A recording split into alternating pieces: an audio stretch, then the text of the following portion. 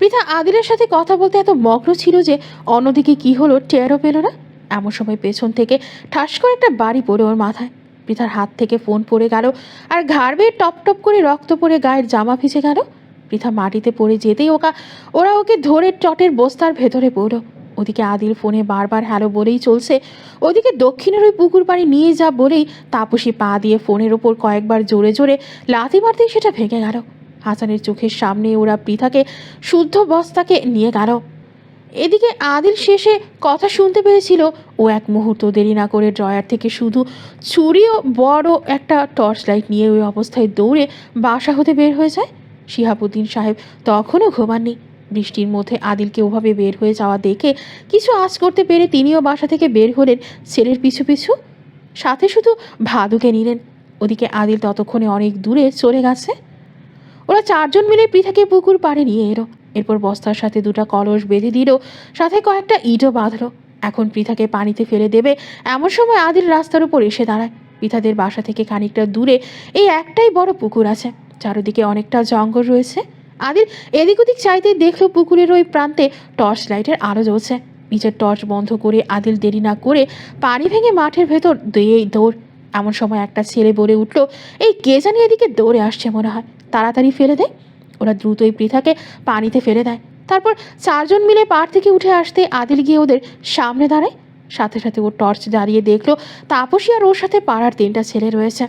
এদিকে আদিলকে দেখে ওই 3টা ছেলে প্রচণ্ড ভয় পেয়ে থরথর করে কাঁপতে লাগলো। তারা জানে আদিল কি জিনিস। লাইট ফেলে দিয়ে আদিল তাপসীকে সোজা প্রশ্ন করলো পৃথা কোথায়। তাপসী নিজেও ভয় পেয়েছে, কিন্তু সে মনে মনে পণ করেই মাঠে নেমেছে। জীবন গেলেও বলবে না পৃথা কোথায়। তাই সে চিৎকার দিয়ে বলল, পৃথা কোথায়? আমি কি করে জানবো? তুই জানিস না বলে তাপসী চুলের মুঠি ধরেই ফটাফট কয়েকটা চর বসিয়ে দিয়ে হুঙ্কার দিয়ে বলল, আমি ভালো করে বলছি পৃথা কোথায়। এরপর কিন্তু আর ভালো থাকবো না তোর জন্য। তাপসী আবারও বলল, আমি জানি না। আপনি যত্রথাই আমার উপর সন্দেহ করছেন বলে কেঁদে উঠল। এই কথা শুনে আদিল আরও ক্ষেপে গেল। এই কথা এক কথা আমার বারবার বলতে ভালো লাগে না। তাপসী বলেই পকেট থেকে ছুরিটা বের করে খ্যাচ খ্যাচ করে পরপর 3টা ছুরি বসিয়ে দিল তাপসীর পেটের বাম পাশে। সেটা দেখে 3টা ছেলে একসাথে চিৎকার দিয়ে উঠল। তারপর ভয়ে 3জনে একসাথে পুকুরে লাফ দিয়ে পৃথাকে খুঁজতে লাগলো। তাপসীর অবস্থা তখন বিপন্ন। মা বলেই জোরে একটা চিৎকার দিয়ে মাটিতে বসে পড়লো পেটটা ধরে। আদিলের রাগ তখনও নামেনি। সে আবারও কঠোর স্বরে বলে উঠল, শেষবারের মতো বলছি পৃথা কোথায়, কিন্তু এবার কিন্তু বুকে বসিয়ে দেব ছুরি। বাঁচার আর কোনো আশায় থাকবে না। তাপসী তখন কথা বলার মতো অবস্থায় নেই। সে জ্ঞান হারিয়ে ফেলার আগে মুখ দিয়ে কোনো কথাই বলতে পারে না। শুধু রক্তের স্রোত বইতে লাগলো ওর শরীর থেকে। ওদিকে ছেলেগুলো পৃথাকে টেনে তুলে বস্তার মুখ খুলে দিয়েই বলল, ভাইয়া পৃথা আপু এখানে। আদিল তাপসীকে ছেড়ে দিয়ে পৃথার দিকে ছুটল। পৃথার কাছে বসে ওকে ঝাঁকিয়ে বলল, এই পৃথা আপনার কি হয়েছে? কিন্তু পৃথার হুঁশ তখন ছিল না। সেটা দেখে আদিল পাগল প্রায় হয়ে গেল। এই তোরা ওর সাথে কি করেছিস বলে আদিল কান্না করতে লাগলো। তারপর পেটে বারবার বাম্প করতে লাগলো। এক পর্যায়ে ওর মুখ থেকে কিছু পানি বের হতেই আদিল কৃত্রিম শ্বাস দিতে লাগলো। এতে পৃথা জোরে একটা শ্বাস নিয়ে উঠে বসে পড়ে। ও বুঝতে পারে না সে এখন কোথায় আছে, কিন্তু খারাপ সময় হয়তো তখনও ওর পিছু ছাড়ছিল না। তাই সে আবার পড়ে যায় মাটিতে। ও পড়তেই পানি চারিদিকে ছিটকে পড়ে। আদিল আর দেরি না করে পৃথাকে কোলে তুলেই ওই 3 ছেলের উদ্দেশ্যে বলল, আজ যদি পৃথার কিছু হয় তাহলে তোদের 3জনকে এই জায়গায় জীবন্ত মাটিতে পুঁতে ফেলবো। আদিল আর কথা না বাড়িয়ে পৃথাকেও নিজের বাসায় নিয়ে আসে। পৃথা ততক্ষণে জ্ঞান ফিরে এসেছে, কিন্তু নড়াচড়া করার মতো অবস্থায় নেই। আদিল ওকে নিয়ে ওর বাথরুমে ঢুকে শাওয়ার ছেড়ে দিয়ে ওকে প্রথমে ভালো করে গোসল করিয়ে দেয়, কারণ ওর পুরো শরীর কাদায় মেখে গেছে। আদিল ওকে রুমে এনে একটা শার্ট আর ট্রাউজার পরিয়ে দিল। পৃথা খাটের সাথে মাথা লাগিয়ে হেলান দিয়ে থাকে। কথা বলতে পারছে না, কিন্তু চোখ দিয়ে অঝরে পানি পড়ে যাচ্ছে। আদিল দ্রুত পোশাক চেঞ্জ করে এসেই দেখলো পৃথা ওর মাথায় হাত দিয়ে কিছু খোঁজার চেষ্টা করছে। ওর মাথা প্রচণ্ড ব্যথা করছে। আদিল ওর মাথা চেক করতেই দেখলো মাথার স্কিন একটু কেটে গেছে। পৃথা বলে কয়েকবার ডাক দিয়েও কোনো কাজ হলো না। ও স্থির চোখে আদিলের দিকে চেয়ে রইল শুধু। অবস্থা খুব একটা ভালো নয় বলে আদিল ওকে কোলে নিয়ে বাইরে এসে গাড়িতে বসিয়ে শুকনো টাওয়ারে ওর শরীর জড়িয়ে দিয়ে গাড়ি নিয়ে বের হলো বাসা থেকে। গন্তব্য হসপিটাল। 3 দিন পর। পৃথা এখন অনেকটা সুস্থ। তাপসীর কোনো খোঁজ পাওয়া যায়নি সেই রাতের পর থেকে। পৃথা জানেও না তারই হালকে করেছে। আদিলকে জিজ্ঞাসা করলেও কোনো জবাব পায়নি। পৃথা বেড়ে বসে আছে। আদিল ফোনে কার সাথে যেন কথা বলছে। এমন সময় হাসান আদিলদের বাসায় আসে। ডাইনিং রুমে তাকে বসতে দেওয়া হয়। ভাদু এসে আদিলকে ইশারা করতেই আদিল কথা বলা অফ করে পৃথাকে রেখে রুম থেকে বের হয়ে গেল এবং বাহির থেকে ভালো করে দরজা লাগিয়ে দিল যাতে পৃথা বাহিরে না আসতে পারে। শিহাবুদ্দিন সাহেব আগে থেকেই বসে আছেন। আদিল এসে সোফায় বসল। হাসানের মুখে কোনো কথা নেই। এই কদিন তার উপর দিয়ে যা গেছে তা বলার ভাষা নেই। তাপসী আর পৃথা শাহাবুদ্দিনের হেফাজতেই আছে। সেটা শুনে তার দুশ্চিন্তা কমেছে। দুই মেয়েকেই তিনি পাগলের মতো খুঁজেছেন।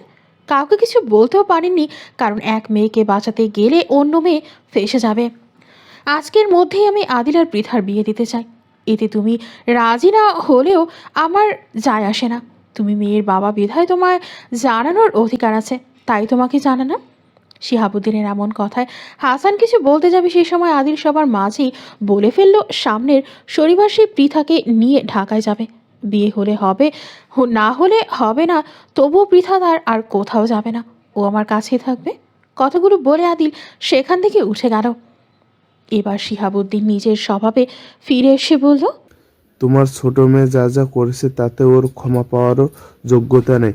আমি আমার ছেলের গায়ে রক্তের দাগ লাগাতে চাইনি বলে তোমার মেয়েকে আজও বাঁচিয়ে রেখেছি। তোমার কাছে আর কোনো অপশন নেই। যদি রাজি না হও বিয়েতে, তাহলে তোমার মেয়েকে একদম গুম করে ফেলবো। দুই মেয়েকে সারা জীবনের মতো হারাবে। এখন বলো কি চাও তুমি? হাসান ভালো করে জানে তার আর কোনো পথ নেই। তাপসীর বোকামির জন্য তার সব শেষ হয়ে গেল। তিনি বিয়ে ছাড়া কোনো পথই দেখতে পেলেন না। তিনি তখন আপাতত রাজি হয়ে গেলেন, কিন্তু বিয়ের আগেই তিনি তাপসীকে ফেরত চান। শিহাবুদ্দিন রাজি হয় না। সে বলে উঠল, তোমার মতো চতুর মানুষকে আমি হাড়ে হাড়ে চিনি। আগে বিয়ে হবে, তারপর তাপসীকে পাবে। শিহাবুদ্দিন একই ভুল দুইবার করে না।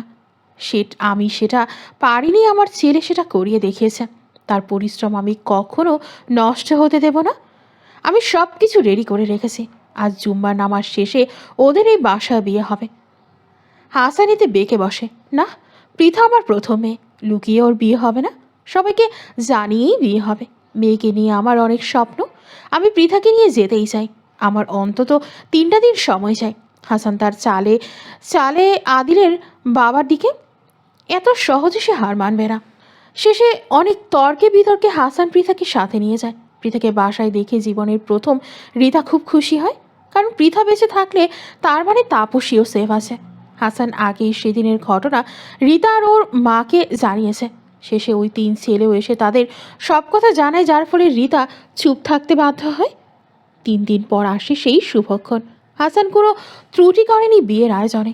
সব আত্মীয় স্বজনদের দাওয়াত করেছে। পৃথার নানার বাসা থেকে কেউ আসেনি। তারা বিয়েটা মেনে নিতে চান না। সেখানে পৃথার মায়ের ওই বাসায় বিয়ে দেওয়া হয়নি, সেখানে পৃথাকে কেন বিয়ে দেওয়া হবে? তবে রাহিদের বাসা থেকে ওর বাবা, আবিদা এবং রাহি এলো। তারা খুশি মনেই এসেছে।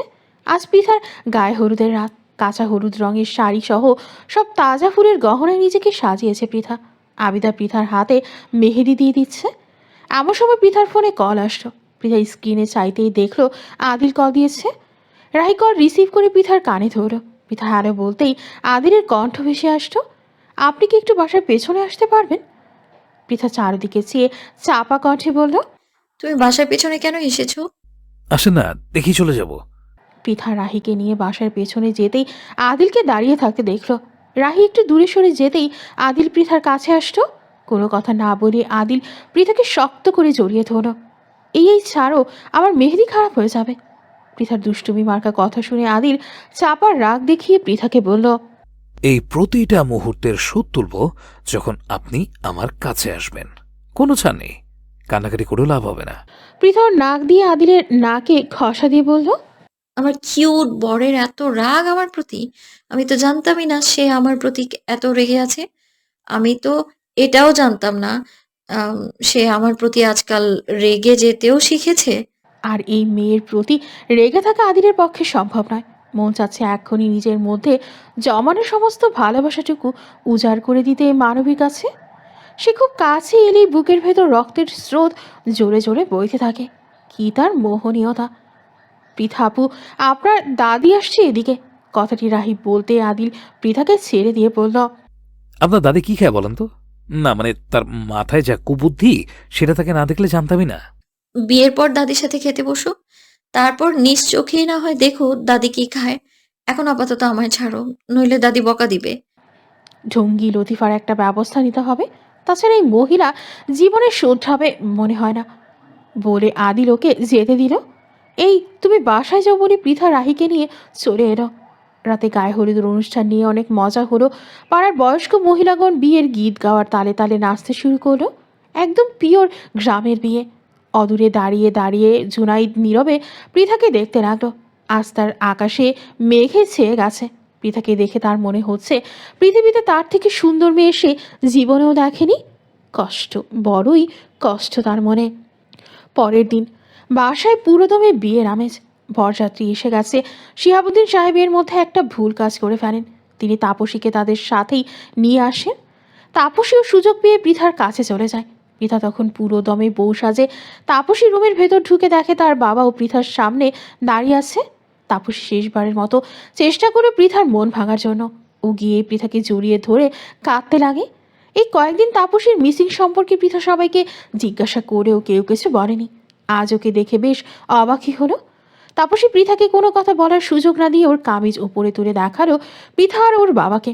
কোমরের ওপর এখনও 3টা দগদগে ঘা, যেটার দিকে বেশিক্ষণ চেয়ে থাকা যায়। সে জানালো শুধুমাত্র পৃথাকে বিয়ে করার জন্য কি নির্মমভাবে তাপসীকে সে মারার চেষ্টা করছে এবং পৃথাকে কিডন্যাপ করার প্ল্যান করেছে। এদিকে হাসান সব কিছু জেনেও শুধুমাত্র বিয়ে ভাঙার জন্য তাপসীর সাথে সায় দিল। খানিক বাদে লতিফাও রুমের ভেতর ঢুকলো। তাপসীকে দেখে সে গিয়ে ওকে জড়িয়ে ধরে বলল, বইন, আমি ভাবছি তোরে ওরা মাইরা ফেলছে। দেখ পৃথা, আমাদের কথা তো বিশ্বাস করিস না, এবার নিজের চোখেই সব দেখ। আমরা তো তোর খারাপ চাই না, তাই না? এবার বোঝেক কোন কাল সাপকে তুই বিয়ে করতে চাস। পৃথা এদের কারো কথা বিশ্বাস না করে দরজা একটু ফাঁক করে আদিলের দিকে চাইল। আদিল আজ কত খুশি। সে এমন কাজ করতে পারে বিশ্বাসই করতে পারছে না পৃথা। মেয়ের মতিগতি ভালো না তাই তাপসী আর লতিফাকে রুম থেকে বের করে দিয়ে রাফাতের বাসায় আদিল যে একজনকে খুন করেছে সেসব কথা খুলে বলল হাসান। তাছাড়া আদিলের বাবার খুব ভয়ানক একটা অতীত কাহিনী খুলে বলল পৃথাকে। তাতে পৃথার শরীর শিউরে উঠল। এই কথা শুনে পৃথা নিজের মত বদলাতে বাধ্য হলো। সে কিছুতেই বিয়ে করবে না। এতে তার যত কষ্ট হয় হোক তবুও সে আদিলকে বিয়ে করবে না। কিন্তু পৃথার আদিলকে চেনা এখনও বাকি ছিল। পৃথার রুম থেকে তাপসী আর লতিফাকে বের হওয়া দেখে ভাদু গিয়ে আদিলকে সব কিছু খুলে পড়ে। ও যা বোঝার বুঝে গেছে। এভাবে আর হবে না। পৃথার উপর কঠোর হতে হবে। সে দেরি না করে পৃথার রুমে গিয়ে দরজায় নক করলো। হাসান তখন পৃথাকে বাসা থেকে বের করার প্রস্তুতি নিচ্ছিল, কিন্তু দরজায় নক হওয়ার শব্দ শুনে ভাবলো তার মা এসেছে। সে দরজা খুলতেই আদিল জোরে একটা ধাক্কা দিয়ে ভেতরে ঢুকলো। সে পৃথার হাত ধরে বলল, আপনি পোশাক বদলিয়েছেন কেন? আপনি কোথায় যাচ্ছেন বলেন? আদিলের এমন অগ্নিমূর্তির চেহারা দেখে পৃথা নিজেই ভয় পেয়ে গেছে। সে মাথায় স্থির করে কিছুক্ষণ ভেবে বলে উঠল, আদিল, আমি তোমায় বিয়ে করতে পারবো না। ঠিক কোন কারণে আপনি আমাকে বিয়ে করতে চান না সেটা কি আমি জানতে পারি? ঠান্ডা স্বরে জবাব দিল আদিল। কথাগুলো শুনে পৃথা চিৎকার দিয়ে বলে উঠল, যে মানুষ খুন করে তার সাথে আমি কিভাবে সংসার করব। পৃথার কথার প্রতি উত্তরে আদিলের জবাব ছিল, আপনি কি চান আজকে এই মুহূর্তে আমি আরও 3টা খুন করি? মানে কি বোঝাতে চাচ্ছ তুমি? পৃথা বেশ চমকে উঠে কথাগুলো বলে, আমি আল্লাহর নামে কসম খেয়ে বলছি, আজ যদি আপনি আমাকে বিয়ে না করেন আর আমার বাবার সম্মান নিয়ে খেলেন, তাহলে প্রথমে আপনার ওই শয়তান বাপকে জবাই করব এই মুহূর্তে। তারপর শয়তানের মা লতিফার আপনার আদরে বোন বিষাক্ত সাপটাকে। এরপর আমার কপালে যা থাকে সেটাই আমি মেনে নেব। আমি আগেও বলেছি, এখনও বলছি, আমার স্বার্থে আমি আমাকে ছাড়া কাউকে চিনি না। এখন সিদ্ধান্ত আপনার। ভাদু বলে আদিল ডাক দিতেই ভাদু ওর শার্টের ভেতর থেকে বিশাল একটা চকচকে চাকু বের করো। তুমি তো নিষ্ঠুর। আপনি আজ যতটা জানলেন আমি তার থেকেও নিষ্ঠুর। আজ রক্তের বন্যা বইয়ে দেব আপনার পরিবারে, শুধুমাত্র আপনার না একটা শব্দে। আপনার মর্জি হোক কিংবা না হোক, আমার সাথেই আপনার জীবন কাটাতে হবে। পৃথাকে আর কিছু বলতে হয়নি। আদিলের প্রতি ভীষণ ঘৃণা মনে জমা রেখেই বিয়ের সবচেয়ে অতি মধুর 3টি শব্দ কবুল বলে চোখের পানি ফেলতে ফেলতে আদিলের সাথে বিবাহ বন্ধনে আবদ্ধ হয়। মালা বদলের জন্য যখন আদিলের সামনে পৃথাকে নিয়ে আসা হয়, তখন আদিল সব কিছু ভুলে পৃথাকে জড়িয়ে ধরে কপালে দীর্ঘ একটি কিস করল। সে এত খুশি জীবনেও হয়নি। সে বারবার ওকে সবার সামনে কিস করতে লাগলো। এতে ওর কিছু ফ্রেন্ডরা একসাথে হই হই করে ওঠে। তারপর তাদের মধ্যে মালা বদল হয়। পৃথার ভুলেও আদিলের পানে চায়নি, কিন্তু আদিলের এতে মোটেও যায় আসে না। সে তার 15 বছরের অপেক্ষার সমাপ্তি ঘটিয়ে পৃথাকে নিজের করে নিয়েছে। জীবনে কত শত প্রপোজ পেয়েছে, কিন্তু এই এক নারীকে পাওয়ার জন্য নিজের সব কিছুকে জলাঞ্জলি দিয়েছে। তার মন শুধু এক কথাই বারবার বলছে, আমি পাইলাম তাহারই। মেয়েদের বলা হয় পরের ধন, কারণ একদিন না একদিন তাদের নিজের ঘর ছেড়ে পরের ঘরে চলে যেতে হয়। আমাদের এই প্রাচ্য দেশে যেদিন একটি মেয়ে বাবা মার কাছ থেকে বিদায় নিয়ে স্বামীর ঘরে যায়, সেই দিনটি হয় বড় বেদনা বিধুর। দুয়ারে প্রশস্ত গাড়ি, বেলা দ্বিপ্রহর, হেমন্তের রৌদ্র ক্রমেই হতেছে প্রখর। জনশূন্য পল্লীপথে ধূলি উড়ে যায় মধ্যাহ্ন বাতাসে। এই অনন্ত চরাচরের সবচেয়ে পুরাতন কথা, সবচেয়ে গভীর ক্রন্দন। যেতে নাহি দেব হয়, তবু যেতে দিতে হয়, তবুও চলে যায়। প্রিয়জনকে আমরা হয়তো কখনোই বিদায় দিতে চাই না, পারলে কলিজার ভেতর অন্তরের গহীনে তাকে বেঁধে রাখি, কিন্তু চাইলেই কি তা পারা যায়? প্রিয় মানুষরাও তো জীবন শূন্য করে দিয়ে বিদায় নেয়। তাদের অভাবে আমাদের জীবন মুহূর্তের জন্য নীরব, নিথর, নিস্তব্ধ হয়ে যায়। পৃথার মা নেই, তিনি থাকলে হয়তো এতক্ষণে চোখের জলে বুক ভাসাতেন, কিন্তু বাবা আছে তো। হাসান কিন্তু মোটেও চুপ করে নেই। মেয়ের পাশে বসে সেই কখন থেকে চোখের জল মুছে চলছেন। আশেপাশের পরিবেশ ভারী করে তুলেছেন এই পিতা। খানিক পরপর শরীর মৃদু কেঁপে উঠছে তার। বিদায় এত বেদনা কেন?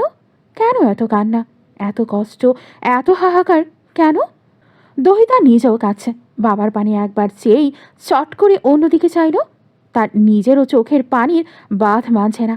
সে আবার বাবার দিকে চেয়েই বাবার হাতটি চেপে ধরল। ছোট্ট কয়েকটা শব্দ বের হয়ে এলো মুখ থেকে, বাবা আর কেঁদো না, কষ্ট হচ্ছে তো আমার। হাসান চাইছে নিজেকে কন্ট্রোল করতে, কিন্তু পারছে না। আজ থেকে মেয়ে তার চোখের বাহিরে চলে গেল।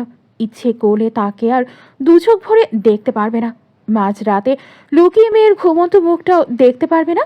28টা বছর জুড়ে সেই গৃহে ছিল, আর কোনো দিনও সেই 28 বছরের মতো একটি দিনও কাটাতে পারবে না এই বাড়িতে। কি নিদারুণ কষ্ট, সেটা একমাত্র শুধু বাবারাই জানে। ওইদিকে লতিফা ঘরের মধ্যে গুনগুন শব্দে কেঁদে বুক ভাসিয়ে চলেছে। পৃথার আশেপাশে তার স্বজনদের চোখে অশ্রু এসে ভিড় জমিয়েছে। হাসানকে এত লম্বা সময় ধরে কান্না করতে কোনোদিনও দেখেনি রিতা।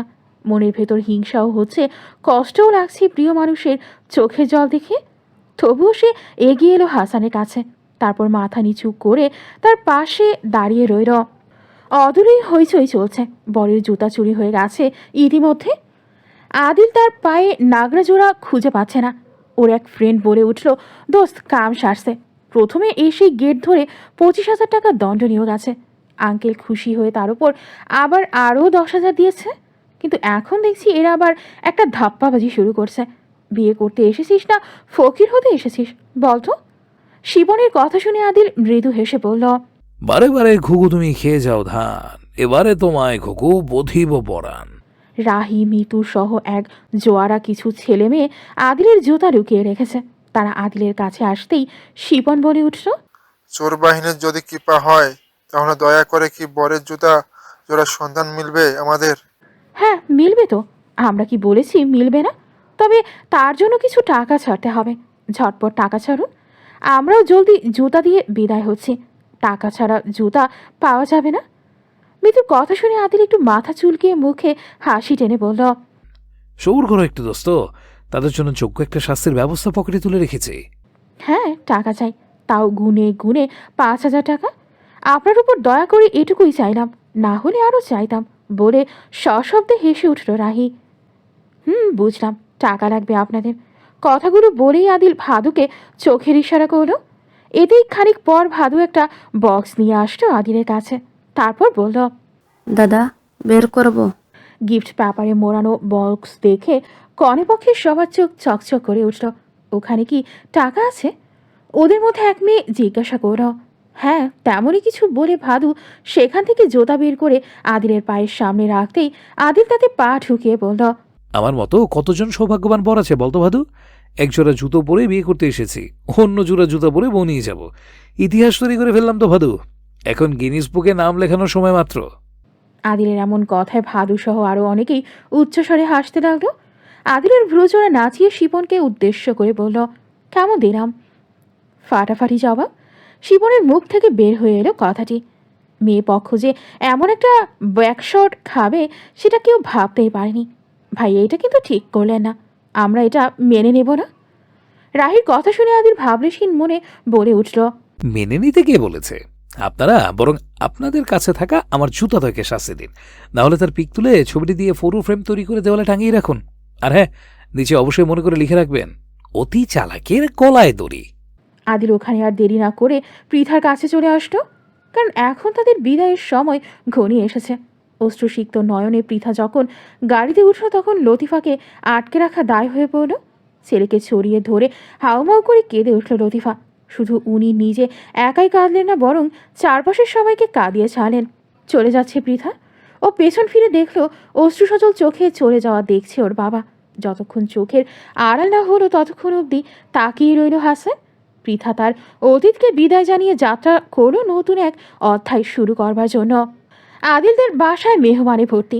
পৃথাকে বিশাল একটা বাহারি সোফায় বসিয়ে রাখা হয়েছে। এত ভারী পোশাক ও ভারী ভারী গহনা পরে থাকতে থাকতে সে হাঁপিয়ে উঠেছে, কিন্তু বলার মতো কিছুই নেই। আপাতত তাকে কাঠপুতুলের মতোই চুপ করে বসে থাকতে হবে এতগুলো মানুষের মাঝে। অনেকে এসে বউ দেখে যাচ্ছে। পাড়া প্রতিবেশীরা বেশ কানাঘুষা করছে।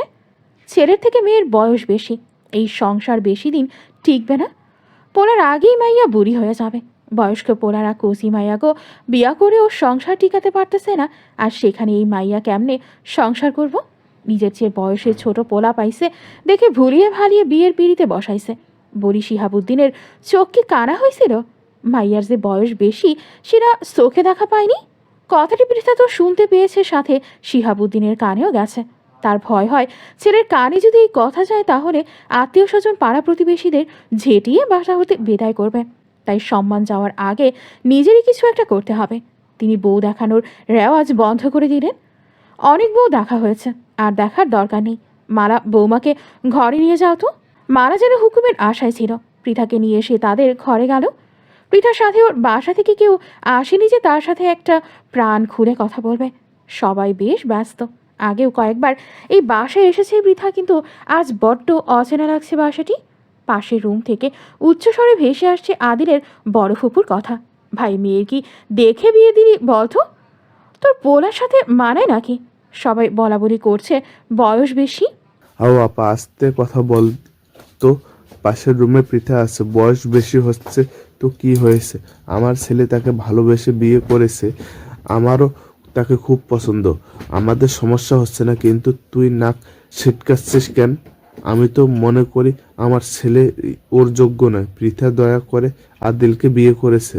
ও, তুই তো এ কথাই বলবি? প্রাক্তন প্রেমিকার মেয়ে সে, তাকে তো তোর ভালোই লাগবে। আশেপাশে যে আমাদের মেয়ে ছিল তা তোর চোখে পড়বে? একেই বলি ধরি মাছ না ছুঁই পানি। তোর মতলব কি আমি জানি না, বুঝেছিস? শিহাবুদ্দিন এবার বোনের মুখ চেপেই ধরল। চুপ চুপ, বেশি কথা বলিস তুই। তোর মেয়ে থেকেও আমার বৌমা সুন্দর আর মার্জিত। ভালো ছেলে খারাপটা বেছে নেব কেন? এবার আমার জবাব পেয়েছিস তো? যা তো সবার খাবারের আয়োজন কর। বলে শিহাবুদ্দিন উঠে রুম থেকে বের হতেই দেখল পৃথা দাঁড়িয়ে আছে। পৃথাকে দেখে হকচকিয়ে উঠলেন তিনি, কিন্তু কঠিন পরিস্থিতি তিনি বেশ ভালো করেই সামলাতে জানেন। তবে আজ পৃথাকে দেখে তিনি হাসার চেষ্টা করেও হাসতে পারল না। আর পৃথা তার শ্বশুর মশাইয়ের জড়তা কাটাতে স্পষ্ট গলায় বলল, আমি আপনার ছেলেকে বিয়ে করতে চেয়েছি না, আপনার ছেলে আমার বাবাকে অস্ত্রের মুখে ধরে আমাকে জোর করে বিয়ের পিড়িতে বসাতে বাধ্য করেছে। আর আপনার বোন না জেনে এমন সব কথা বলছে, মনে হয় আমি আপনার ছেলের মাথায় বন্দুক ঠেকিয়ে বিয়ে করেছি। আপনারা তো দেখছি বাইরে কোঁচা লম্বা, ভেতরে অষ্টরম্ভা। আমার বাপের ভেতর এত বড় বাজিমাত করে ফেলেছে। বাহ, খুব ভালো কাজ করেছে তো।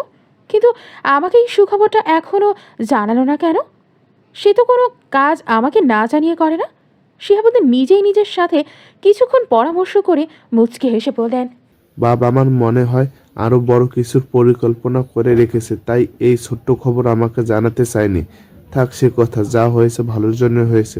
চলো বাবা, একসাথে খাই, অনেক রাত হয়েছে। শ্বশুরের কথা শুনে পৃথার ভিমড়ি খাওয়ার মতো অবস্থা হলো। এই মানুষটা বলে কি? এদের বাপ ছেলেকে ঠিক কোন অস্ত্রের সাহায্য করা উচিত সেটাই পৃথা খুঁজে পাচ্ছে না মনের ভেতরে। আপাতত মুখের বুলি নামক অস্ত্র দিয়ে এদের সাহায্য করা দরকার। তাই পরক্ষণেই পৃথা বলে উঠল, আপনি আর আপনার ছেলে গিয়ে ভাত গেলেন। আপনাদের সাথে ভাত খাওয়ার মতো রুচি আমার নেই। ও, আমি তো ভুলেই গেছি। আপনার তো আবার ককটেল পার্টির আয়োজন না করলে চলে না। তা ছেলেকে নিয়ে যান কোন ভারে? সেখানে দুজনে মাতাল হয়ে নাচতে নাচতে বাসায় ফিরেন বুঝি? আর আমাকে তো দাসী করে এনেছেন আপনাদের আপ্যায়ন করার জন্য। শিহাবুদ্দিন জিভ কেটে বলল, সীমা, এসব কথা বলতে নেই। নতুন বউয়ের মুখে এমন কথা শুনলে লোকে খারাপ বলবে। আর সম্মানহানি করো না মা। আপনার আর আপনার ছেলের সম্মানের হাত খাতা করব আমি। কথাগুলো বলেই পৃথা গটগট করে আদিলের রুমে চলে গেল। শিহাবুদ্দিন পুত্রবধূর এমন বাক্যালাপে হতভম্ব হয়ে রইল। তিনি মনে মনে বললেন, একদম মায়ের হাত পেয়েছে। মা, তোমাকে আমি নিজের মেয়ে হিসেবে চেয়েছিলাম, কিন্তু তুমি এলে ঠিকই, সেটা পুত্রবধূ হয়ে। পৃথা রুমে এসেই দরজাটা লাগিয়ে দিল। রুমের লাইট না জ্বালিয়ে এক এক করে গহনা খুলে ছুঁড়ে মারতে লাগলো ফ্লোরে। এরা পেয়েছেটা কি? আমাকে যেমন ইচ্ছা তেমন ব্যবহার করবে? যে যেভাবে পারছে আমাকে ব্যবহার করছে বলতে বলতে সমস্ত কাপড় খুলে কেবল ওয়াশরুমে গোসল করতে যাওয়ার জন্য পা বাড়াতেই রুমের লাইট জ্বলে উঠল। পৃথা জীবনেও এত ভয় পায়নি। কোনো দিকে না চেয়ে ফ্লোরে পড়ে থাকা কাপড় তুলেই নিজেকে ঢাকতে লাগলো, কিন্তু কয়েক সেকেন্ড ওর শরীর আবৃত করে রাখতে পারল না কাপড় দিয়ে। কারণ কেউ কাপড় ধরে টান দিতেই আবার শরীর অনাবৃত হয়ে গেল। পৃথা নিজের দু হাতে শরীর ঢেকে সামনের দিকে চাইতেই দেখলো আদিল রক্তবর্ণ চোখে ওর দিকে চেয়ে আছে। আদিলের এমন চেহারা দেখে পৃথার বুকের মাঝে ঢেকে পার পড়তে লাগলো। আদিল সব কাপড় ও গহনা ফ্লোর থেকে তুলে সেগুলোতে চুমু খেয়ে কঠোর কণ্ঠে বলে উঠল, একটু আগে আমার বাবাকে কি বলেছেন? আদিলের হৃদয় ভরা আওয়াজে পৃথার শরীর কিঞ্চিত কেঁপে উঠল। সে কাঁপা কণ্ঠে বলে উঠল, আমাকে কাপড়গুলো দাও। আমার এভাবে থাকতে খুব খারাপ লাগছে। চুপ বলে একটা হুঙ্কার ছাড়ো আদিল। যা বলছি তার জবাব দেন। বেশি কথা বলা আমার পছন্দ না। যতটুকু জানতে চেয়েছি ততটুকুই উত্তর দেবেন। কি বলেছেন আমার বাবাকে? পৃথা কেঁপে উঠে কিছু বলার চেষ্টা করলেও কিন্তু কিছু বলতে পারে না। মনে হচ্ছে ঠোঁট দুটো আজ রাজপথে অবরোধ ডেকেছে। পৃথার জবাব না পেয়ে আদিল আরও রেগে যায়। কথার বাঁধ যেন ছেড়ে দিল সে। তাই উচ্চস্বরে বলে উঠল, আপনার সাহস কি করে হয় আমার বাবার সাথে অমন ব্যবহার করেন? ভাষা ব্যবহারে আপনাকে আরো সংযত হওয়া উচিত ছিল। উনি নিশ্চয়ই হাসান নাসিম নন যে তাকে যা ইচ্ছে তাই বলবেন, আর উনি চুপ করে শুনবেন। উনি আদিল আরহামের বাবা শিহাবুদ্দিন আরহাম, তাই তার সাথে বুঝে শুনে কথা বলবেন। আমার সাথে অন্যায় করেন সহ্য করব, কিন্তু আমার বাবার সাথে নয়। আপনার কি যোগ্যতা আছে আমার বাবার সাথে এমন করে কথা বলেন? আদিলের প্রতিটি কথা পৃথার অন্তঃস্থলে এসে আঘাত করল। তার নিঃশ্বাস ভারী হয়ে এলো। অদৃশ্য চাবুক এসে তার কণ্ঠনালীকে বারবার আঘাত করতে লাগলো। চোখের পাপড়িগুলোতে জল এসে আটকে গেল। মনে হচ্ছে এই বুঝি বের হয়ে আসবে। পৃথা ঢোক চিপতে গিয়েও বুঝলো গলা ব্যথা হয়ে গেছে। তবুও কোনো মতে সে বলে উঠল, আমাকে কাপড়গুলো দাও। আমি কাপড়গুলো পরি, তারপর না হয় আমাকে বকো।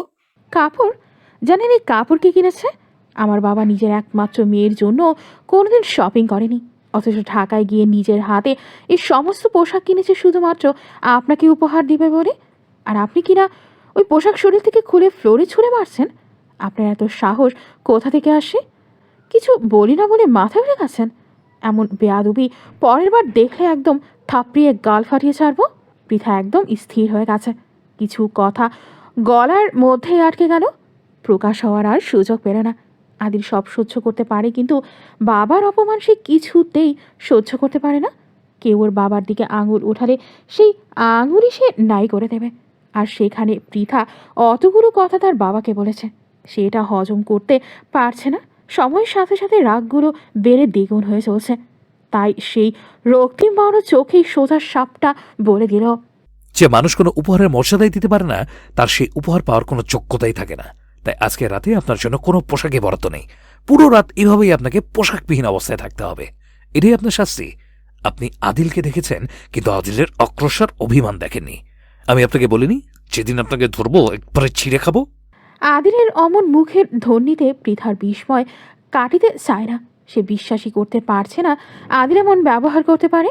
অথচ আদিল স্বাভাবিক দৃষ্টিতেই দাঁড়িয়ে আছে, বরং চোখে মুখে তার রাগের ছাপ স্পষ্ট রূপে ফুটে আছে।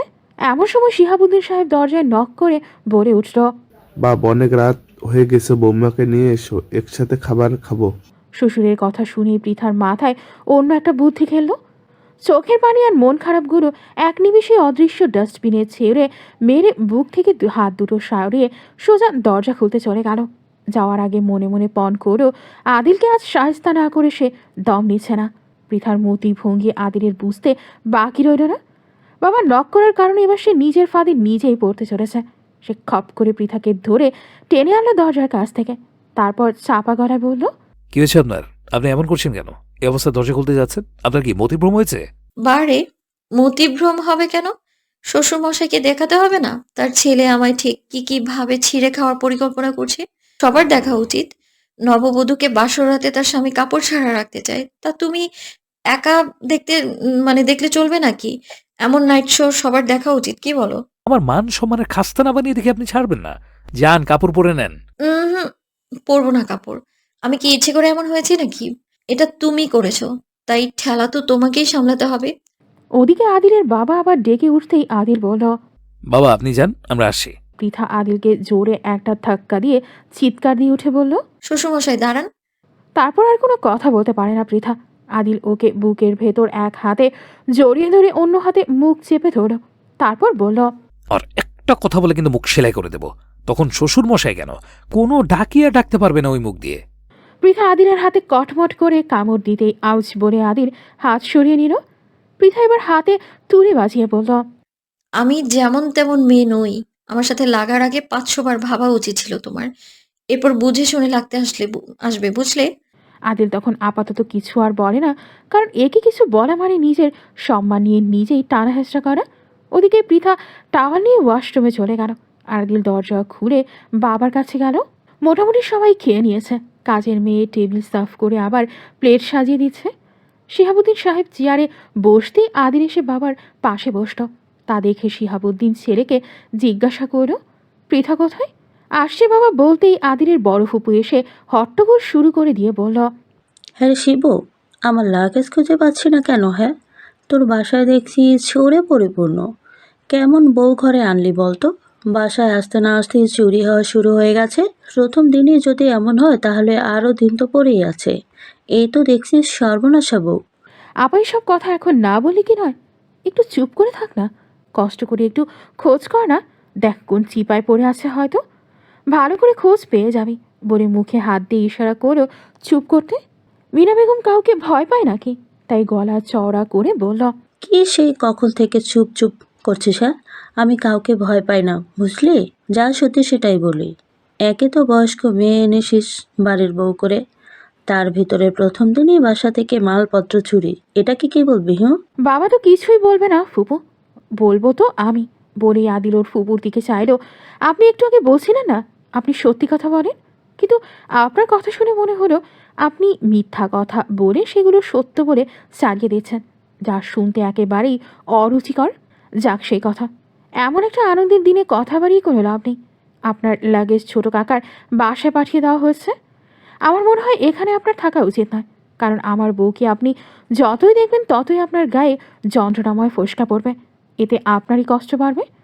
সেটা আমার পক্ষে মেনে নেওয়া সম্ভব নয়। আপনি বরং ছোট কাকার বাসায় গিয়ে থাকেন। আমি চাই না আপনি অশান্তিতে থাকুন, কারণ আপনি অনেকক্ষণ ধরেই অশান্তিতে রয়েছেন। আদিলের কথা শুনে মিনা বেগম সাপের মতো ফোঁস করে উঠল। তার ছেলে গ্রাজুয়েশন কমপ্লিট করেই নিজেকে বড় মনে করে ফেলেছে। নিজেই অপমান করলে পারতিস, তাই বলে ছেলেকে দিয়ে অপমান করাবি? নাক কানে মাটি দিলাম, জীবনেও তোর বাড়ির মুখ্য দর্শন করব না। কথাগুলো বলে মীরা বেগম হস করে বাসা থেকে বের হতেই শিহাবুদ্দিন চেয়ার ছেড়ে উঠেই বড় বোনের পিছু ছুটল, কিন্তু ততক্ষণে সে চলে গেছে। তাই বাধ্য হয়ে পেছন ফিরতেই দেখলো ভেজা চুড়ে পৃথা দাঁড়িয়ে আছে দরজার কাছে। ফুপু কি চলে গেছে বাবা? পৃথার মুখে বাবা ডাক শুনে শিহাবুদ্দিনের কথা বন্ধ হয়ে গেল। তিনি কিছু বলার আগেই পৃথা এসে ওনার হাত ধরে ওই অবস্থায় আদিলের ছোট কাকার বাসায় যাওয়ার জন্য পা বাড়ালো। আদিলের বাবা তার পুত্রবধূর পিছু পিছু অনুসরণ করে চলল, কিন্তু পথিমধ্যে মিনাকে অদূরেই দেখতে পেল তারা। সে ছোট ভাইয়ের দরজার সামনে দাঁড়িয়ে চোখের পানি মুছছে, হয়তো কাঁদছিল। লজ্জায় এত রাতে ছোট ভাইয়ের বাসায় যাওয়ার সাহস পাচ্ছিল না সে। পৃথায় গিয়ে ওনাকে জোর করে টেনে আনলো বাসায়। তারপর বলল, আপনাকে কে কি বলেছে আমাকে বলুন, তারপর দেখছি কার কত সাহস হয়েছে। আপনি হলেন এই বাসার সব থেকে মূল্যবান মেহমান, আর আপনার সাথে খারাপ ব্যবহার। ভাইয়ের বাসায় এসেছেন, পায়ের উপর পা তুলে খাবেন, সেখানে আপনাকে কে কথা শোনাবে? মিনা বেগম চোখের পানি মুছে এবার বললেন, আর শিবু, ভালোই তো ব্যাটার বউখানা পাইছিস। আমারই ভুল, না জেনে কত কথা বললাম তাকে। এত সম্মান বাপের বাড়ি থেকে কজনে পায় বল? বিয়ের পর মেয়েদের বাপের বাড়ি তো আর নিজের বাড়ি থাকে না। শিহাবুদ্দিন সাহেব মুগ্ধ হয়ে তার পুত্রবধূর কার্যকলাপ দেখতে লাগলেন। তারা বাসায় এসে দেখল আদিল ওভাবেই চেয়ারে বসে আছে। পৃথা মিনা ফুপুকে নিয়ে খেতে বসল। শিহাবুদ্দিন মনে মনে ব্যাপক খুশি হলেন। আদিল আর কিছু না বলে চুপটি করে খেয়ে নিজের ঘরে চলে গেল। খানিক বাদে পৃথাও চলে গেল আদিলের রুমে। রুমে এসে দেখল আদিল বিছানায় বসে আছে। পৃথা দরজা বন্ধ করে দিয়ে আদিলের দিকে চেয়ে বেশ মেজাজের সাথে বলে উঠল, ফুপুর সাথে কেউ এমন ব্যবহার করে? আদিল পৃথার কথার জবাব না দিয়ে ওর দিকে কিছুক্ষণ চেয়ে থাকে, তারপর দীর্ঘশ্বাস ফেলে বলে ওঠে, এতক্ষণে আপনাকে এক হাত লম্বা ঘুমটা টেনে খাটে বসে থাকা উচিত ছিল, কিন্তু আপনি সেটা না করে আমার সাথে ঝগড়া করছেন। ঘুমটা? কিসের ঘুমটা? বিয়ে করেছো তুমি নিজের ইচ্ছে, আমার অনুমতি নিয়েছিলে? বরং আমায় জোর করে বিয়ে করেছো। আমার তো মনে হয় তোমার 10 হাত লম্বা ঘুমটা বসে পড়ে থাকা উচিত। আম, আর শোনো, একদম বড় হওয়ার চেষ্টা করবে না। যে মানুষ খুন করতে পারে সে আর যাই হোক মানুষ তো নয়, তাই আমার কাছে আসার চেষ্টা মোটেও করবে না। আদিল জানে এমনই হবে, তাই সে বলে উঠল, সবটা না জেনে কারো বিরুদ্ধে অভিযোগ করতে নেই পৃথা। আমি মানছি খুন করেছি আমি, কিন্তু আপনি যতটা জানেন এই বিষয়ে তার থেকেও আপনার অজানা রয়েছে আমার সম্পর্কে। পৃথা এসে ওর বালিশখানা নিয়ে সোফার কাছে যেতেই আদিল বলল, আমি সেখানে ঘুমাচ্ছি, আপনি এখানে এসে ঘুমান। ফুলের শয্যা খাটে ঘুমানোর মতো ভাগ্য করে আমি জন্মাইনি, ওটা বরং আমার থেকে তোমারই বেশি প্রয়োজন। আমি ফ্লোরে ঘুমাতেই বেশি পছন্দ করি। রাগ দেখিয়ে কথাগুলো বলল পৃথা। আচ্ছা বলে আদিল চুপ বনে গেল। পৃথা সোফাতে বালিশ রেখে বলল, তুমি বেলকনিতে যাও, আমি কাপড় বদলাবো। তার প্রয়োজন নেই, আপনার কোথায় কি আছে সব আমার মুখস্থ, আপনি এখানেই বদলান বলে আদিল অন্য পাশ হয়ে শুয়ে পড়ল। তুমি একটা আস্ত অসভ্য।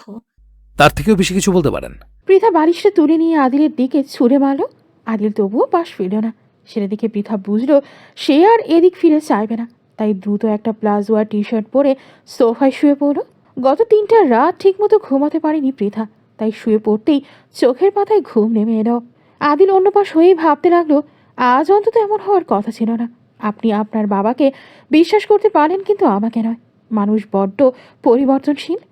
আদিল বিছানা থেকে উঠে ব্যালকনিতে চলে যায়। বাঁশবাগানের মাথার ওপর আতফালি চারটাও যেন আদিলকে দেখে মুখে ভেঙচি কাটছে।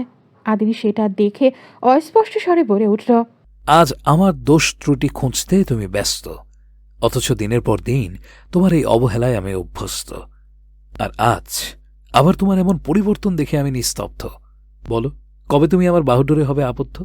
আদিলের চোখের কোণে জল এসে জানান দিল সে কাছে, অথচ আজ তার সব থেকে খুশি হওয়ার কথা ছিল। তার বধূয়া হয়তো অনেক ক্লান্ত, তাই দ্রুতই ঘুমিয়ে পড়েছে। আদিল আকাশবাণীর চেয়ে হাজারো তারার মাঝে তার মাকে খুঁজতে ব্যস্ত হয়ে পড়ল। মা, এতগুলো তারার মধ্যে তোমায় খুঁজবো কি করে? প্রায় তোমাকে খুঁজি, কিন্তু বারবারই আমার চোখের দৃষ্টি ব্যর্থ হয়ে ফিরে আসে। তুমি কি জানো আমি তোমাকে কত মিস করি? আমার কাছে সবাই ফিরে আসে মা, শুধুমাত্র তুমিই ফিরে আসো না। খুব কি দরকার ছিল এত দ্রুত আমাকে এভাবে ছেড়ে চলে যাওয়ার?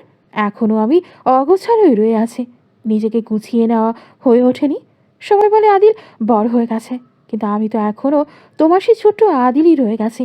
কান্নার জন্য হলেও তোমার কোল চাই মা। তুমি বলো, তোমার বিকল্প পৃথিবীতে আর কিছু হতে পারে? তুমি থাকলে হয়তো আজ সব কিছু সামলে নিতে। আমার জন্য সব কিছু কঠিন হয়ে পড়ছে মা। বাবাকে আর কতই বিরক্ত করব বলো? রাত বাড়তে থাকে, সাথে ভেতরের ক্ষতও বাড়ে। আদিল ব্যালকনি থেকে রুমের ভেতর এসে দেখলো পৃথা পুরোদমে গভীর ঘুমে মগ্ন।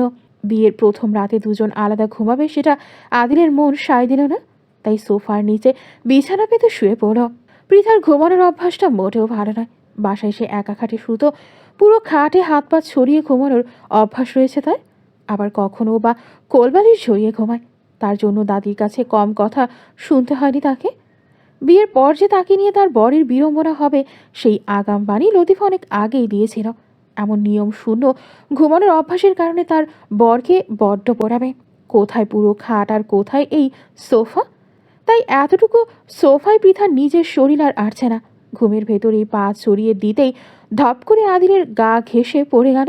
এতে পৃথার ঘুম ভেঙে যাওয়ার কথা, কিন্তু ঘুম ভাঙা তো দূরে থাক, সে একটু সরে গিয়ে আদিলের কোমরের ওপর পা তুলে দিয়ে পেছন দিক হতে ওকে জড়িয়ে ধরল। আদিলকে জড়িয়ে ধরার সাথে সাথে আদিল চোখ মেলে চাইল। ওরও একটু চোখ লেগে গিয়েছিল, কিন্তু পৃথার অমন জড়িয়ে ধরাতে ঘুম ছুটে যায়। কিছুক্ষণ সময় আগে আসলে হচ্ছেটা কি? আলো আবছা ঘরে মসকিউটো রিপেলেন্টের লাল আলোটা স্থির হয়ে চলছে।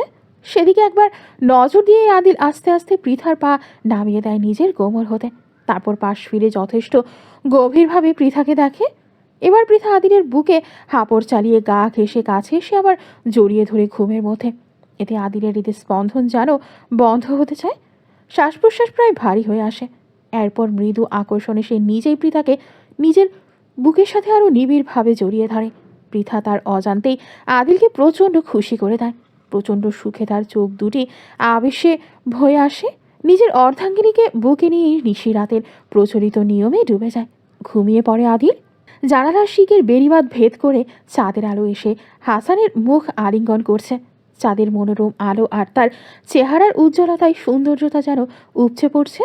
পাশে বেঘুরে ঘুমাচ্ছে রিতা, কিন্তু হাসানের চোখে মোটেও ঘুম নেই। তার বড্ড চিন্তা হয় মেয়েকে নিয়ে। বিধাতা চেয়েছি বলে ওই ঘরে বউ হয়ে গেছে তার মেয়েটা, কিন্তু মেয়ে কি তার সুখে থাকবে? শঙ্কা আর আতঙ্কের দোলাচলে কেঁপে উঠল হাসান। মেয়েকে বিয়ে দিয়ে বাবারা চিন্তামুক্ত হয়, কিন্তু হাসানের চিন্তা যেন বেড়েই চলছে। এমন চিন্তার মাঝে পৃথার সেই প্রাণোচ্ছল ছোটবেলার স্মৃতি এসে মস্তিষ্কে ভিড় জমায়। সেই সব স্মৃতিগুলো, সিনেমার পর্দার মতো দৃশ্যগুলো সরে যায়, আবার ফিরে আসে। কত পৃথা যে হানা দেয় সেই সব দৃশ্যে। হামাগুড়ি দেওয়া পৃথা, টলমল করে চলা পৃথা, মুগ্ধময় হাসির ঝংকারে অস্পষ্ট বাবা বলে ডাকা পৃথা, দুবিনুনি করি স্কুলে যাওয়া পৃথা, ঈদের প্রথম শাড়ি পরা পৃথা, সামান্য জ্বরে রাত জাগা পৃথা। দৃশ্যের কি আর শেষ আছে?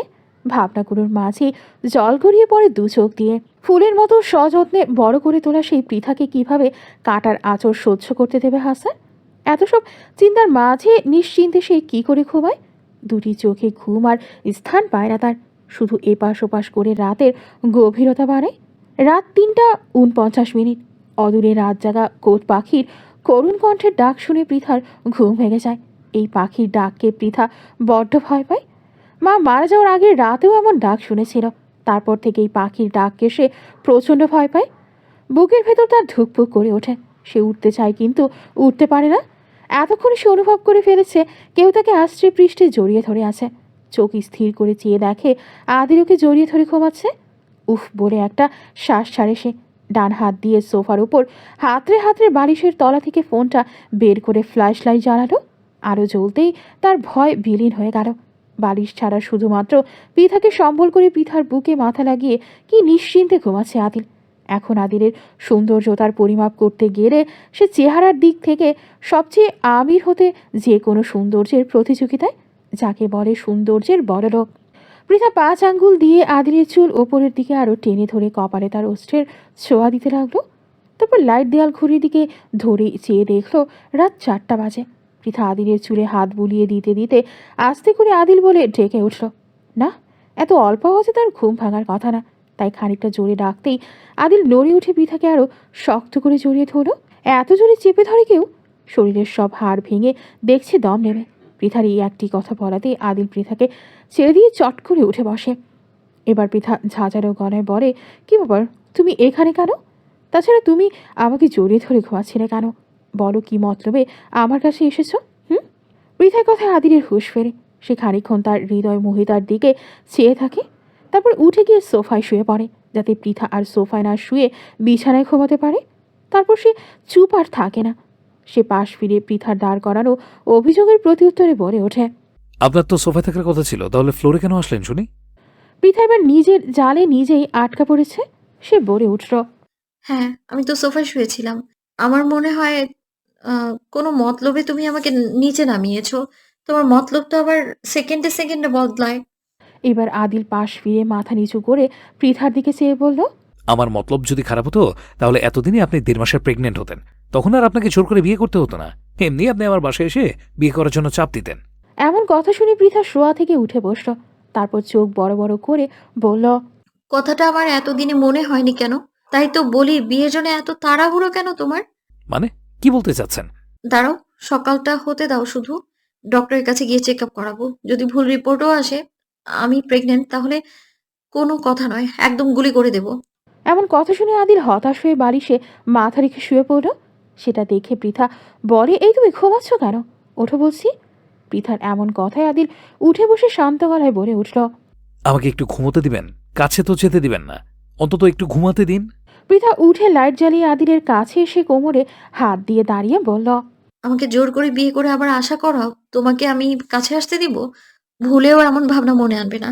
তোমার আশাগুলো মনের ভেতরেই চেপে রাখো, কারণ সেটা পূরণ হতে দিচ্ছি না আমি। এখন ওঠো তুমি, ঘুমোলে চলবে না। উঠে অজু করে নামাজ আদায় করো। আদিলের এই কথাটা আগে হতেই মাথায় ছিল, কিন্তু রাতে রাগারাগির কারণে ভেবেছিল সেটা হয়তো আর পূরণ হবে না। তাই সে কাল বিলম্ব না করে ঘুমকে বিদায় জানিয়ে ওয়াশরুমে গিয়ে অজু করে বের হয়ে এসে জায়নামাজ বিছিয়ে পৃথার জন্য অপেক্ষা করতে লাগলো। পৃথাও খানিক বাদে এসে আদিলের পাশে দাঁড়িয়ে একসাথে দুরাকাত নফল নামাজ আদায় করলো। তার কিছুক্ষণ পর ফজরের আজান দিলে সেই সালাতো আদায় করে আদিল বিছানায় গিয়ে শরীর এলিয়ে দিল। পৃথা সোফায় শোয়ার জায়গা করতেই আদিল বলে উঠল, এতক্ষণ আপনার সব কথা শুনেছি, তাই এসে এখানে ঘুমন। নিশ্চিন্তে থাকুন, আপনি না বলা অবধি আপনার গায়ে হাত দেব না আমি। তোমাকে আর বিশ্বাস নেই। তুমি সব করতে পারো। তুমি যে কোনো বিষয় ঢাকতেও পারো, আবার মেলাতেও পারো।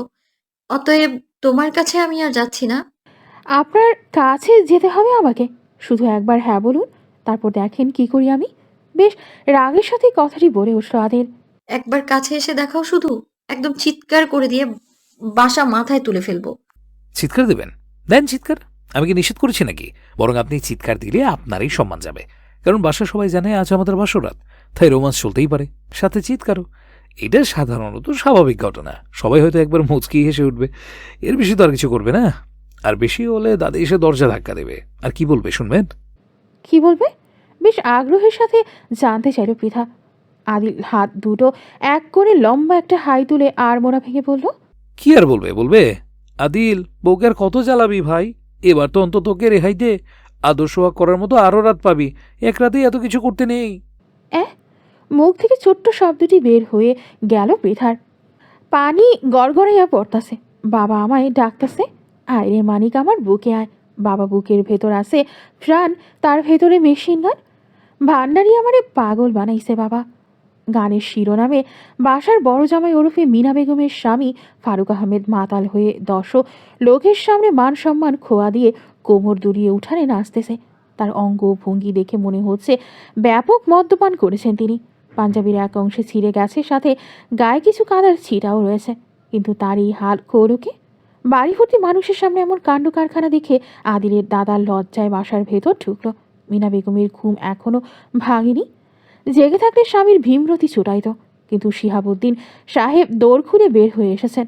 উচ্চ মিউজিকে গান বাজছে আর তার তালে তালে ফারুক আহমেদ কোমর দুলিয়ে চলেছে। তিনি গিয়ে তার দুলাভাইকে পেছন দিক থেকে জড়িয়ে ধরে বললেন, দুলাভাই, এসব কি করছেন ছোট ছোট ছেলে মেয়েদের সামনে? কি খেয়েছেন বলেন তো? ফারুক আহমেদের হুঁশ থাকলে তো কিছু বলবে। তিনি শিহাবুদ্দিনের গায়ে ভর দিয়ে সামনের দিকে হাত বাড়িয়ে নাচার চেষ্টা করছেন। কি জ্বালা! বলতেই 18 থেকে 19 বছরের একদল ছেলেরা এসে ফারুক আহমেদের সাথে যোগ দিল। এবার এদের ঝাঁকের কইদের সন্ধান মিলল। এদের সবার অবস্থা খুব খারাপ। কেউ একজন দ্রুত মিউজিক বন্ধ করতে এরা কিছুটা শান্ত হলো, তবে পুরোদমে ঠান্ডা হলো না। এদের এমন কাণ্ড দেখে বাসার মহিলাগুলো হাসতে হাসতে গড়াগড়ি দেওয়ার মতো অবস্থা। লেবুর শরবত এনে তাদের পান করানোর জন্য ব্যস্ত হয়ে গেল কিছু লোক। বাইরের চিৎকার চেঁচামেচিতে আদিলের ঘুম ছুটে যায়। এমনিতেই সে বেলা করে ঘুম থেকে ওঠে, তার ভেতর আজ এত চিৎকার চেঁচামেচিতে ওর ঘুম ভেঙে যাওয়াতে মেজাজ গগনচুম্বী হয়ে গেছে। হাতের উল্টো পিঠ দিয়ে নয়নজোড়া ঘষে বিছানা ছেড়ে উঠল। পাশে পৃথা নেই। রুমের দরজা হাট করে খোলা আছে বিধায় রুমের ভিতর শব্দ আসছে। স্লিপারে পা গড়িয়ে লম্বা হাই তুলতে তুলতে বাহিরে এসে ফুপার এমন কাণ্ড দেখে ওর চোখ জোড়া ছানা বড়া হয়ে গেল। ওর আঁখি দুটি হয়রান হয়ে পৃথাকে খুঁজতে লাগলো, কারণ এসব যদিও দেখে ফেলে তাহলে কথা শোনাতে মোটেও কমতি রাখবে না। চারিদিকে পৃথাকে খুঁজেও কোনো লাভ হলো না। দৃষ্টিগোচর ব্যর্থ হয়ে ওর ফুপার দিকে এসে পড়ল। তার লেবুর জলে নেশা কাটবে না, তাইও সেখান থেকে নিজের রুমে এসে একটা গ্লাসে পানি নিয়ে সেখানে ক্যালাডিয়াম 30-এর কয়েক ফোঁটা মিশিয়ে রুম থেকে বের হতেই দরজার সামনে পৃথাকে দেখতে পেল আদিল। কোমরে হাত দিয়ে আপন ভঙ্গিতে দাঁড়িয়ে আছে সে। পৃথাকে দেখেই গ্লাসটা লুকিয়ে ফেলবে কিনা সেটা ভাবতেই পৃথা বেশ ঝাঁজের সাথে বলে উঠল, তা তোমার পুরো ফ্যামিলি চিত্রই কি এরকম মাতাল? যা ধারণা করেছিল তাই ফলে গেল। এই মেয়ে এমন কথা শোনাতে মোটেও ক্লান্ত হবে না, তাই আদিল জেনেও না জানার ভান করে বলল, মাতাল? কিসের মাতাল? আমি আপনার কোনো কথাই বুঝতে পারছি না। বুঝতে পারছো না মানে? আমি কি মঙ্গোলিয়ান ভাষায় কথা বলছি নাকি, যার জন্য তুমি বুঝতে পারছো না? নাকি তুমি কচি খোকা, কুলে শুয়ে থাকো এখনো, তুলোয় দুধ খাও? কি উল্টাপাল্টা বকছেন? রাতে ঠিকমতো ঘুমায়নি আপনার, তাই এমন করছেন। যান, ঘুমিয়ে পড়ুন। কথার মাঝে শিহাবুদ্দিন আদিলের নাম ধরে ডেকে বলল, বাপ, তোমার ফুপা কেমন জানি করছে। বাবার কথা শুনে আদিল লজ্জায় ঘাবড়ে গেল। সেটা দেখে পৃথা আদিলের যাওয়ার পথে হাত বাড়িয়ে দিয়ে বলল, যান, আপনার আব্বাজান ডাকছে মাতালের সেবা করার জন্য। আদিল আর কিছু না বলে দ্রুত ওর ফুপার কাছে গিয়ে মেডিসিন মেশানো পানি খাইয়ে দিল। তারপর চাপা গলায় বলল, লোড যখন নিতে পারে না তাহলে খায় কেন এসব? বাসাভর্তি মানুষের সামনে নিজে রেকর্ড করে ছাড়লো। বড় ফুপু জানলে 7 দিন অনাহারে রাখবে তাকে। আমার মনে হয় মিশেলের ছোট ছেলে এসব খাওয়াইছে। এটা পাক্কা ভানখোর। সাথে দুলা ভাইয়েরও অবস্থা খারাপ করে ছাড়ছে। বাবার কথা শুনে আদিল উঠে দাঁড়ালো। তারপর সেখান থেকে ফিরে রুমে চলে আসলো। তার ভালো মতো ঘুম হয়নি, তাই ঘুমাতে হবে। কেবল বিছানায় নিজের শরীর এলিয়ে দিয়েছে। আর এমন সময় রুমে আদিলের দাদি এলো। তিনি এসে আদিলের পিঠে থাবা দিয়ে বললেন, কিরে, আবার শুয়ে পড়লি কেন? বাপের সাথে হাত বেটে একটু কাজ করলে হয় না? আজ বউ ভাতের আয়োজন করা হয়েছে, লাট সাহেবের সেদিকে কোনো চিন্তাই নেই। ওঠ। আল্লাহ, একটু শান্তি দাও। এদের চালায় মনে হচ্ছে জঙ্গলে গিয়ে বসবাস করি। শেষে তুমিও এসে পড়লো আমার পিছনে। কোনো বৌভাত হবে না আজ। পান্তা ভাতে ঘি নষ্ট, বাপের বাড়ি ঝি নষ্ট। বিয়ের পরে মেয়েদের বাবার বাড়িতে দীর্ঘদিন থাকার ঠিক না, তাই পৃথা যাওয়ার কোনো দরকার নেই সেখানে।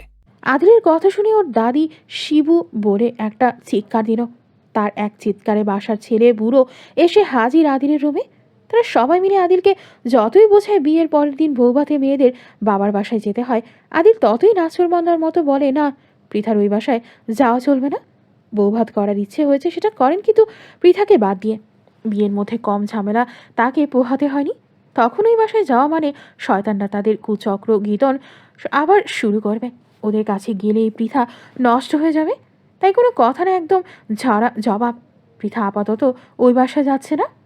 আদিলের এমন একগুয়ে কথা শুনে পৃথা প্রচণ্ড রেগে যায়। সে সবার সামনে কিছু না বললেও আদিলের দিকে চেয়ে চোখের নালিশের কমতি রাখল না। কিন্তু এতে আদিলের মুখের কথার নড়চড় হয় না। এর মধ্যে সে আবার জানায় আজই সে পৃথাকে নিয়ে ঢাকায় ফিরবে, কারণ তার কয়েকদিন পর এক্সাম। তাই সময় নষ্ট করতে সে চায় না। আদিলের এমন কথা শুনে ওর দাদা বলল, তোর পরীক্ষাতে যা, খামাক্ককে নিয়ে টানাটানি করছিস কেন? ও এখানে কতটা দিন থাকুক। না, ওকে রেখে যাবো কোন দুঃখে? কাজের মেয়ের হাতে রান্না খেয়ে খেয়ে মুখে অরুচি ধরে গেছে। বিয়ে করছি কি এই জন্য? বউয়ের হাতে যদি রান্না করে খাবারই নাই খেতে পারি, তাহলে বিয়ের কোনো মানে হয়? ওকে আমার সাথেই যেতে হবে। ও আমাকে অত্যাচার করুক, জ্বালাক, যা ইচ্ছে তাই করুক, তবু ওকে এক মুহূর্তের জন্য কাছছাড়া করতে চাই না আমি। তাই কারো যুক্তি শোনার সময় আমার নেই। সবাই ব্যর্থ হয়ে ফিরে গেল। শিহাবুদ্দিন সাহেবও কিছু বলল না। আদিলের কথা যুক্তি আছে। তিনি পৃথাকে অনুরোধ করলেন তার বাবাকে ব্যাপারটি বোঝাতে। এদের এমন আচরণে পৃথা ব্যাকুল হয়ে গেল। বাধ্য হয়ে দাদিকে কল দিয়ে পৃথা ব্যাপারটি জানালো। আদিল আজই পৃথাকে ওর সাথে নিয়ে যেতে চায় সেটা শুনে পৃথার দাদি রাগ ঝাড়লেও পৃথার বাবা কিন্তু একদম চুপ। তার বাবা আচমকাই মত দিয়ে দেয়। সেটা শুনে একের পর এক ঝাটকা এসে লাগতে শুরু করলো পৃথার ওপর। এরা চাচ্ছে নাকি? পার্লারের বিউটিশিয়ানরা পৃথাকে সাজাতে এসেছে। পৃথা চায় একটু লাইটভাবে সাজতে, কিন্তু আদিলের এক মামি এসে ঝাড়া জবাব দিল, বউকে ডার্কভাবে সাজতে হবে। পৃথাও চক্ষু লজ্জায় মাথাকে সেই কথার মামিকে বলতে পারে না যে সে অন্যভাবে সাজতে চায়, কারণ এখন কিছু বললে তখন সবাই বলবে বউ পাক্কা বেয়াদব। তাই চুপ থাকাই বেটার। ওইদিকে আদিলের খালাতো, চাচাতো, মামাতো, টিনেজ কাজিনরা হুমড়ি খেয়ে পড়লো সাজার জন্য। সেটা দেখে মামি একটা ধমক দিয়ে সবাইকে সরিয়ে দিলেন। অন্যদিকে মেয়েগুলো পৃথাকে সাজাতে ব্যস্ত হয়ে পড়ল। পৃথাকে যখন চুল বেঁধে দেওয়া হলো তখন অনেক ক্লিপ চুলে লাগাতেই ও মনে মনে বলল, এতগুলো ক্লিপ কেন লাগাচ্ছে? এগুলো পরে খুলে দেবে কে? নিশ্চয়ই বরকে দিয়ে খুলে নেয়ার ধান্দায় এতগুলো ক্লিপ মাথায় আটকাচ্ছে। পৃথা হঠাৎ আয়নায় নিজেকে দেখেই চমকে উঠল। সাদা ওই ফুটটা কি? হ্যাঁ, আমি? না না, আমি ওটা হতে পারি না। এত বছর নিজেকে আয়নাতে দেখে মুখস্থ আবার নিজের চেহারার সাথে কোনোভাবেই মিলাতে পারছি না। না, এই সাজ বাতিল। আমি এভাবে সাজতে চাই না। আমাকে নতুন করে সাজিয়ে দিন আপনারা। এই সাজ দেখলে বিয়ে বাড়ি থেকে সব মানুষ পালাবে। অবশেষে কথাগুলো বলেই ফেলল পৃথা। একশ্বাসে কথাগুলো বলেই যেন সে শান্তি পেল। পৃথার এমন কথা শুনে আদিলের মামি একটা ধমক দিয়ে পৃথাকে চুপ করিয়ে দিলেন। মামি বললেন পৃথাকে নাকি প্রেমের দেবী আফ্রোদিতির মতো লাগছে। সেটা শুনে পৃথা বড়ই লজ্জায় পড়ে গেল। এই কথা শোনার পর সাজ বদলানোর প্রশ্নই ওঠে না, কারণ মামি বিখ্যাত কিছুর সাথে তাকে তুলনা করেছে। অন্যদের কাছ থেকে আমার প্রশংসা কে না শুনতে চায়, তাহলে পৃথা কেন এসব থেকে বঞ্চিত হবে? সাজার পর থেকে পৃথাকে সবার সামনে বের করার সাথে সাথেই ক্যামেরাম্যান, বাসার বাচ্চারা, বুড়ো বুড়ো আন্টিরা ছুটে এলো। চারপাশে ভিড় জমিয়ে চিড়িয়াখানার জন্তুর মতো তাকে দেখছে। ব্যাপারটা প্রচণ্ড বিরক্তিকর। বউকে দেখে পরে বাসায় গিয়ে বলবে বউয়ের নাক বোঝা, এটা খারাপ ওটা খারাপ। বউকে ভূতের মতো সাজিয়েছে বলে কত সমালোচনা করবে। এটা তো বাঙালি নারীদের একটা জনপ্রিয় সমালোচনা। এসব ভাবতেই পৃথা আরও অপ্রস্তুত হয়ে উঠল। ব্যাপারগুলো বেশ ভয়ঙ্কর। চেহারার সমালোচনা যে বড্ড অসহনীয় কষ্টকর। পৃথা অসহায় চোখে সবাইকে দেখতে লাগলো। তারা যা সাজ দিয়েছে না, সবাইকে দেখতে একই রকম লাগছে। কাউকে চেনার জো নেই। ফটো সেশনের পর্ব শেষ হলে পৃথা ধীর পায়ে স্টেজের দিকে চলতে লাগলো। স্লো মোডে নাকি ভিডিও ধারণ করা হচ্ছে, তাই এমনভাবে হাঁটা চলা। না হলে পৃথা এক দৌড়ে কখনো স্টেজে গিয়ে আসনে বসে হাফ ছাড়ত। খানিকটা সময় ব্যয় করে পৃথা স্টেজে এসে ওর আসনে বসে বেশ আরাম বোধ করলো। কিন্তু এত ভারী শাড়ি ও গহনা পরে থাকা যায় নাকি? পাশের আসন ফাঁকা। আদিল কোথায়? আমার মতো কি সেও সাজতে ব্যস্ত? আচ্ছা, তাকে কি আজ আরও সুন্দর দেখাবে? সে আজ কি পরবে? যতগুলো মেয়ে এখানে, সবাই কি তাকে চোখে গেলবে? তাকায় যেন কেউ একবার। তাদের চোখগুলো কাটা চামিচ দিয়ে উপড়ে ফেলে নেড়ি কুত্তাকে দিয়ে খাওয়াবো। মনের ভেতর অদ্ভুত অদ্ভুত অভিজ্ঞতা জমা হয় পৃথার। এমন সময় আদিলের আবির্ভাব ঘটল সেখানে। গাঢ় নীল রঙের সিনথেটিক স্যুট ফেব্রিকের সাথে প্রিন্স কোট আদিলের সাজে এনেছে একটা রাজপুতের ভাব। কলারের দুই পাশে ছোট্ট যে জড়িও সুতার কারুকাজ, তার সঙ্গে মিল রয়েছে পৃথার পোশাকের। দামি জুতার ঘড়ি থাকায় সাজে এসেছে পরিপূর্ণতার ভাব। আদিল স্টেজের একদম কাছে এসে থামল। কি সুন্দর মানিয়েছে আদিলকে এই পোশাকে। পৃথা অবশ্য বেশি তাকাচ্ছিল না ওর দিকে। কেমন যেন তার লজ্জা লজ্জা লাগছে। অথচ এক সময় প্রিয় মুখের দিকে তাকিয়ে কত সুন্দর সুন্দর মুহূর্ত কেটেছে তাদের। আদিলের পাশে এসে আস্তে করে বসল। আশেপাশে এত মানুষ যে সে কিছু বলতে চেয়েও বলতে পারছে না। পৃথার শাশুড়ি এসে ওর গাড়ে হাত দিয়ে আদর করে চলে গেল। আরও বারবার পৃথার কোলে বসতে যাচ্ছিল, কিন্তু বউয়ের সাজ নষ্ট হয়ে যেতে পারে, তাই মালা ওকে দ্রুত অন্যদিকে নিয়ে যায়। কিন্তু আমি এসে পৃথার গা ঘেঁষে দাঁড়ালো। পৃথা ওর গাল ছুঁয়ে আদর করতে ও সোফায় হাতড়ে এসে বসল। এমন সময় আদিল আলতো করে মাথা পৃথার দিকে এনে ফিসফিস করে বলল, আপনাকে অসম্ভব রকমের সুন্দর দেখাচ্ছে। আদিলের এমন কথায় পৃথা ওর দিকে চোখ টেরা করে চেয়ে বলল, এখন নিশ্চয়ই আরো সুন্দর লাগছে। এই বাঁকা আর জেদি মেয়ে জীবনেও শুধরাবে না বলে আদিল অন্যদিকে চাইল। এদিকে ক্যামেরাম্যানরাই সেই মুহূর্তটার ছবি তুলে যাচ্ছে অবিরত। Click click click. পৃথার বাবার বাসা হতে ইতিমধ্যে অনেকেই চলে এসেছে। মানুষে পরিপূর্ণ হয়ে যাচ্ছে স্থানটি। এর মধ্যে পৃথার জন্য একটা চমকপ্রদ ঘটনা ঘটল। তার সব মামা এবং মামিরা এসেছে বউ ভাতে। এর জন্য বিশ্বাসই করতে পারছে না সে। বড় মামার সাথে তার বেশ খাতির। মামা কাছে আসতেই পৃথা তাকে জড়িয়ে ধরতেই ওর বড় মামা সবার সামনে চোখের জল ফেলাতে লাগলো। কিন্তু সব থেকে খুশি হলো শিহাবুদ্দিন। অবশেষে পারুলদের বাসার মানুষদের পায়ের ধুলি পড়ল তাহলে। ওদিকে রাহি এসে পৃথাকে দেখে ওকে জোর করতে লাগলো, আপু রিয়াদের বাসায় নিয়ে যাও না আমায়। না, রিয়াদের নিষেধ আছে, বেশ কঠোর স্বরেই বলল পৃথা। কিন্তু নাছোড়বান্দা রাহি, সে যাবেই। পৃথা ওকে সব বুঝিয়ে দিল কেন ওখানে ওর যাওয়া উচিত নয়। এতে রিয়াদের ক্ষতি হয়ে যাবে। অনেক বোঝানোর পর রাহি মন খারাপ করে মাথা শুধু নাড়ালো। আচ্ছা যাবো না বলে ওর বাবার কাছে চলে গেল। পৃথাদের বাসা থেকে শুধু হাসনা ও তার পরিবার এসেছে, তাছাড়া কেউ আসেনি। এমনি পাড়া প্রতিবেশী অনেকে এসেছে। চারিদিকে খাবারের গন্ধে মোমো করছে। সকালে পৃথা বেশ রাগ করে খাবার খায়নি। এখন মজা বুঝেছে রাগ করে থাকার কারণে কি হাল হচ্ছে তার। শুধু মন বলছে এক্ষুনি কেউ আমাকে এক প্লেট ভাত এনে দাও। আমি গপ গপ করে প্লেট পুড়ে খাই। লজ্জায় কাউকে বলতেও পারছে না। আদিল অবশ্যই কয়েকবার বলেছে খাবারের কথা, কিন্তু টেস্ট দেখিয়ে না করে দিয়েছে। ঠেলা, এখন মজা বোঝো। অত্যন্ত জাঁকজমকের সাথে পালন হলো বৌভাত। বৌভাত নিয়ে কারো অভিযোগ করার মতো জোর রাখেনি শিহাবুদ্দিন। সকলে বেজায় খুশি এমন আয়োজনে। অবশেষে বধূবিহীন ঘরে ফিরে গেল কন্যাপক্ষ। জীবনের প্রথম হয়তো এমন ঘটনা ঘটল। বৌভাতে বউ ছাড়া বিদায় নিল সমস্ত অতিথিগণ।